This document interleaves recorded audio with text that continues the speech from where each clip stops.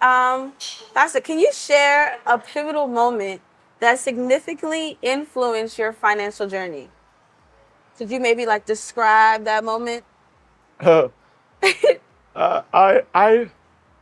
Maybe it could be for turn for the worse or maybe turn for the good. Either or, maybe or both. growing up, growing up, uh, I was raised by my mom. You know, I grew up with my mom, a single mother, and she had 9 children, and we had about 2 or 3 cousins living with us. So things were very tough. Yeah. You know, very difficult. You understand? She did everything she could, but she just came short. It wasn't. It was just difficult. You know. I looked at my surroundings at that time, and I said to myself, I must get out of this surrounding. You know, I don't want to become the people I was seeing around me. You know, that's number one. But the turning point came for me, which sealed my decision and my resolve, was that one early morning, my mom woke me up and said we were going somewhere. And I was 10 years old, you know, and she packed all her clothing, you know, and her jewelry, you know, and I put them on my head and we went to a market, a retail market, and she sold all her jewelry and she sold all her clothes. Really? Because she wanted to put food on the table for us. I made up my mind. I said, it's not going to happen to me. Like that. That Yeah. I will never, never, never be poor. Do you understand what I'm saying? You know, I thank God that God has helped me. But I also say to myself, even if I wasn't a Christian, I'm telling you, I was not going to go that route. Like that. Do you understand? Because I saw the pain in my mother's eyes, you know, letting go of our things and just to put food on the table for us. I said, no. So that day, I had a new respect for my mom, and I said to myself, if I have money, whatever she asks for, I will do it, as long as money can buy it. Do you understand what I'm saying? You know, and I thank God that until she passed, you know, I was able to do my bit and my best for her. I have no regrets whatsoever. Do you understand? You know, while she was alive, what I did, you know, for her. You know, so that was a major moment, point, yeah. you know, turning point for me. Do you understand? You know, so, and it's ever been with me all the while. Do you understand? You know, and I say this to my children, and I let them understand that they must make a life for themselves and not depend on anybody. And That's not. so true. That's so true. And you know, you're a father, you're a grandfather as well.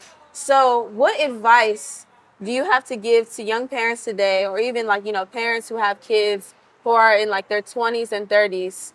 What advice do you have to give to them in terms of teaching kids how to properly handle money and, you know, teaching them the right ways in investments and opportunities? Start early. There should not be anything to hide. Do you understand? The challenge with African parents is that even when we make money, most of the money ends in one generation. There were some names that we knew, we grew up knowing. They were synonymous with money. Today, nobody has heard about those names again. Do you understand? So I asked myself, you know, I don't want to mention the names, you know, that what happened to all these guys? The musician sang praises about them. We never thought the money would finish. We never thought anything's going to happen to the money. Yeah. You know, that the money is going to finish or something. But guess what? We don't know what happened. And I think part of it also was that they didn't teach their children. And when you look at the scriptures, and when God describes about the God of Abraham, Isaac, and Jacob, each of the generation after Isaac, after Abraham, they all increased in value with money. When it got to Jacob, Jacob was extremely wealthy. Why? Because it was not only taught, it was passed down. Do you understand? We must pass these things down. Yeah. Teach our kids how to make money.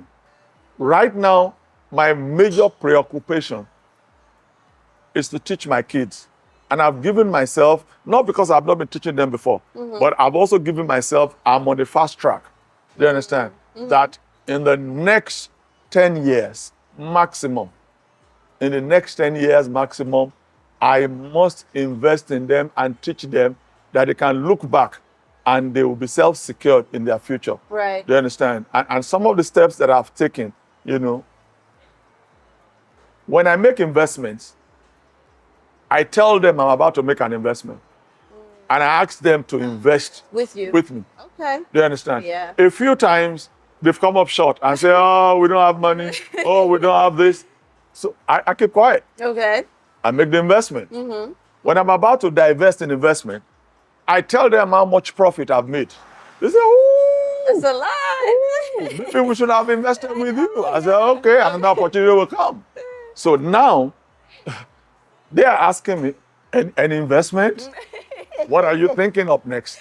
You understand? And the coins. Recently, we set up, a company, with a family business. All of us have shares in it, that we are doing now, and I'm teaching, one of them how to run that business, because eventually it's going to be his business and he's the one that will run it. Right. You understand? But everybody has shares in it. Okay. You understand? Okay. That's smart. And we're going to look for funds to fund it, and make good returns. So, and we've started. So, It's good. But parents, let's teach our kids how to make money. Be open to them. I don't think there's any investment that I have that my kids don't know where the investments are. They know where the investments are. You understand? So. Okay. All right. So then, getting more into the money talk, what kinds of financial portfolios should one have to be financially stable? Like, what's your advice about that? You have to. Yeah. It depends on everybody. You ask yourself that, when do you hope to retire? Some think 60, some think 65, some think 70. The rule of thumb is that whatever age you retire, let's say 65, for instance. Yeah, that's it. And then you add 20 years to it. 20 years to 65 is 85. Do you understand? Now, the average lifespan, it could be anything from that 85, it could be upwards or whatever, to 90 or something like that. So you are asked to divide your portfolio by 20, which is the 20 years. So what you get is the amount of income that you live on every year. If that income is enough to sustain your lifestyle, then you are okay.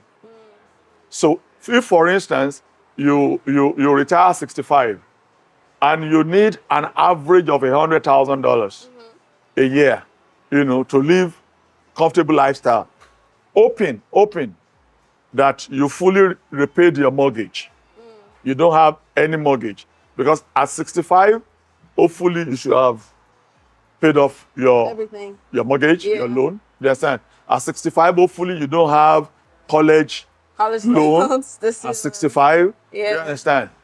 Hopefully at 65, you've your kids are out of college.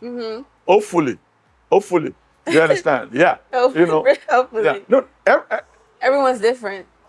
Everyone is different, but when you look at it on average, if you get married at 30 or you get married at 35, you understand? At 35 to 65, that's 30 years. You understand? If you had your first kid at 36 or something like that, that's 29. Do you understand? So if you have two kids, definitely your second kid will probably be 27 or let's say 26. A 26-year-old should have graduated by now. On average, 22. You graduate in America. Do you understand what I'm saying? If you're in Nigeria, you graduate by 19. Yeah. you know? So what I'm saying is that by then you'll have been done of major expenses. You understand? Which means the 100,000, if you now divide it and you don't have any mortgage or loan or anything, Like so that, you know that on average per month you have $8,000 for you. If your portfolio is not able to give you 100,000, but you know that your Social Security will give you 40,000, but your portfolio can give you 60,000, then that's 100,000. But the challenge is that you can't fully trust Social Security because nobody knows. Exactly. For your generation, I'm not sure if it's going to be available. I'm not sure either. When you are done. I'm not sure, but so that's why don't back on it. Do you understand what I'm saying? You know, and once you do that, then that is what will determine your goal on how do you save, how do you invest, and how do you manage your portfolio. Okay. You know, maybe as we continue, I'll be able to break down those things. Those things. Yeah. All right, Pastor T, it's been lovely chit-chatting with you today. You know, we're talking about money, we're talking about finance, investments. So if you like what you heard today, stay tuned for Insights with PT next week.